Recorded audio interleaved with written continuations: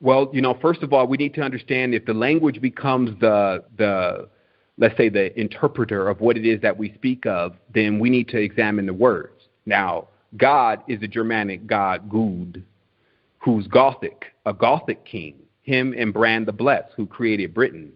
And these, which is why you get Google, that is the land of Gog Magog. Basically, this is the entire power structure of, real supremacy.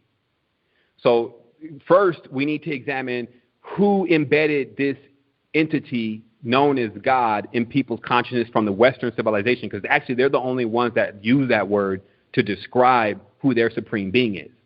So since all these words actually mean something, you don't go into Islam and they talk about God. No, they talk about Ilah.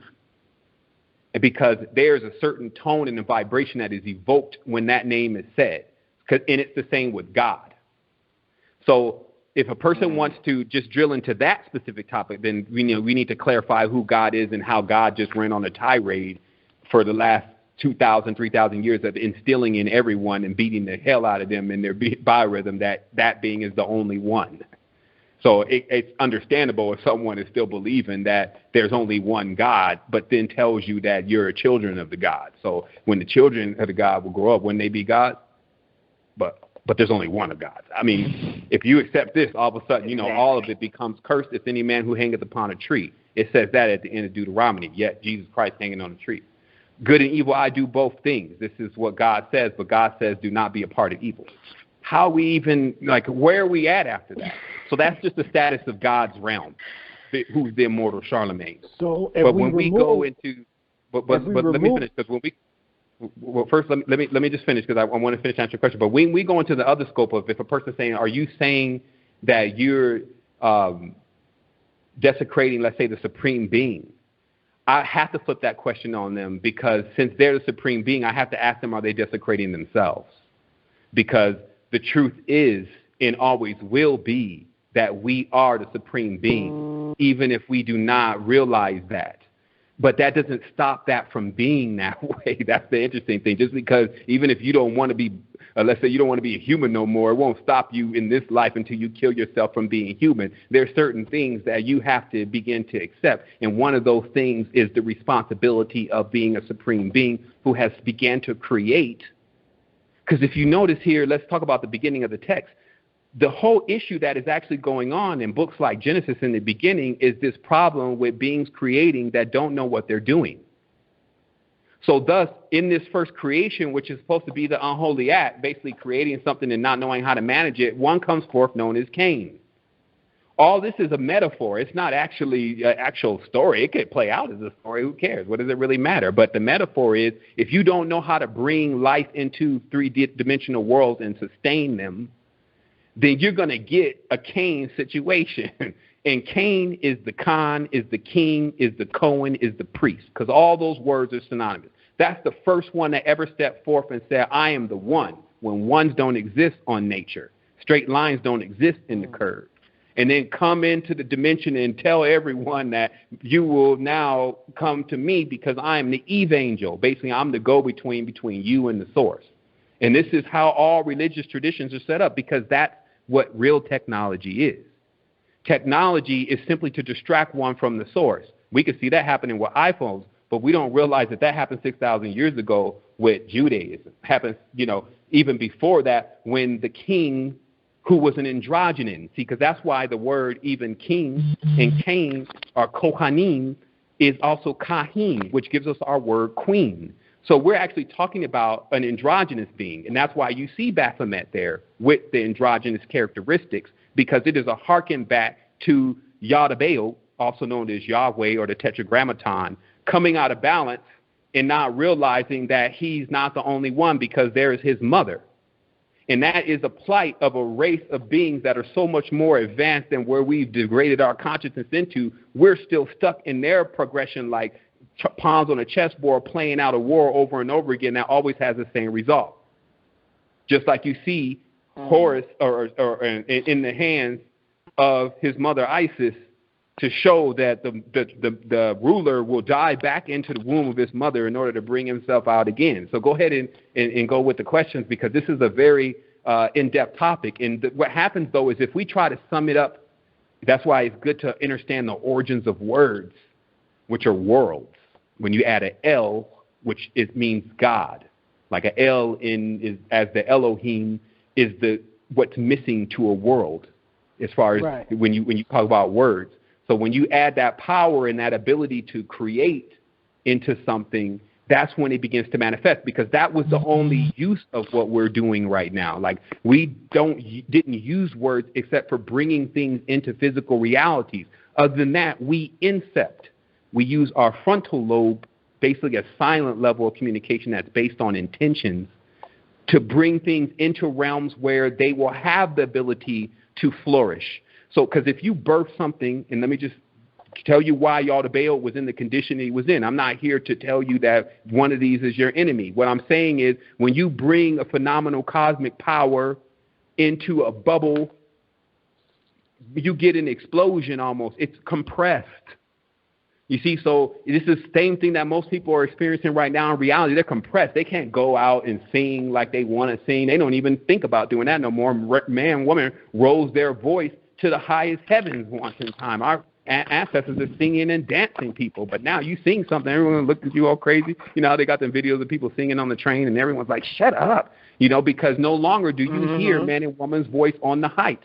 This is because they've lost even the connection with the words of power, adapted a language that's not ours. English is 26 letters. You only have half of it. There's 52 characters in any deck of cards in this particular tarot system, and that's masonry. Then you get into all sorts of things. You see what I mean? So this is when you begin to open up the box that they call occultism, which is what is the craft or the spell that can be cast on someone to make them forget.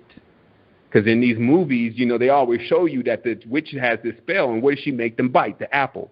So what is the apple? When you slice the apple in half, go do it right now. You open it up, you'll get a pentagram right there. Go Google it, apple pentagram. You'll see the apple has the pentagram in the center. So when they say the big apple, what they're saying is the big pentagram, and it's inverted. So this is the knowledge of how to create worlds, how to destroy worlds, how to turn worlds upside down. And this is, again, when you, so because even when you ever get a glimpse of Kemet and you get a glimpse of these ancient ancestors, you always get a glimpse of them doing something beside arguing and fighting with each other in cars and money and all that kind of thing. You get a whole different scope of level of power and being. So we have to realize that that's not just a fanciful imagination. That's actually what was really going on. And when we get to a point of realizing where the disconnect happened, someone raising forth and saying that they're going to be your God, because that's going to disconnect you from you. You see what I mean? And that's a simple play. That doesn't take, you know, you see, it's a simple play. Like someone jump in front of you and then tell you all of a sudden that they have something that you don't have. That's why they were saying it was like, don't ever listen, right? They talk about you're never supposed to listen to Satan. I'm not saying Satan's the bad guy, but look at the metaphor. Don't listen to him, because the conversation is, what is the conversation? Well, did he know that the reason why they don't want you to eat this apple, meaning the reason why they don't want you to go into this pentagram and create, is because then you'll know the knowledge of good and evil. And then you'll be like them. Now, if you listen to something like that, that's as silly as someone also telling you much of the stuff that's going on today about who's powerful and all this kind of stuff. It's the same play. And then if you then accept that now this person starts to talk and they're telling you now the real being with the power is X. And whatever fills in that X, now you've dethroned yourself. Now you've lost basically your Kundalini. Now you've become a fallen angel, because now it's time for you to have to sustain your ideas of whatever you can be based on what someone else or something else achieves. So, you know, this is a real thing. Like, we got to understand the value of the soul, because the soul is so valuable, man. They'll trick you out of a hamburger these days. You can go buy this hamburger. This hamburger is filthy. They will paint that thing and gloss it and oversaturate it and pull all the pus marks and everything out of it just to get you to eat it. So how much more will they do to con you out of your soul force? You see what I mean? And so that's really if there's a game, the only game being played here is about the spirit. And you know the degrees of the spirit. And so in conclusion, just to explain, knowledge and power, heat, is measured in degrees. So When they even say, I got a third master degree, doctorate degree, now these are like 3 degrees of something that has 360 degrees. Even when a person hits 33rd degree, they're missing 66.1. So what happens is that, or actually even more than that, excuse me, they're missing a bunch of degrees. So what we have to realize is that our status in existence is based on how hot, how much energy can you take? Because on the other side of this, there's an unlimited amount. Now, if you want someone brokering for you, selling you ideas of scarcity, oh, there's not that much. You're lucky I'm giving this to you now. You need to fall down and worship because, this is like very rare that I even talk to you. You'd be surprised at the games that are played in people's mind when you got on the other side of this so much energy that you can't even really handle. You got to okay, that's why knowledge was taught in degrees. They didn't just get that from, something they created. They're devoid of originating anything.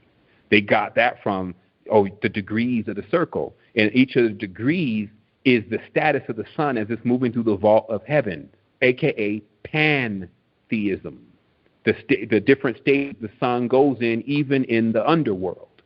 So when we talk about degrees, that means if a person can only handle 33 degrees of daylight, then they got a long journey to go. And those are like the depths from where they come from. So it's about 360 degrees of knowledge so you can come into total realization of the circle, old Ouroboros, who eats its tail. This means that the world is indeed perfect. It will always be the same way that it is. It births, sustains, dies. Where do you learn that from? Nature. And it lives again. Now, if you want to be in that system for the rest of your existence, that's your choice. But the depth knowledge shows that the first thing that we really figured out when we sat down to really get into our souls is how to get out of time. You see what I mean? Because right now, we're in time. You can watch yourself gradually every day do a time lapse. You're going to get older.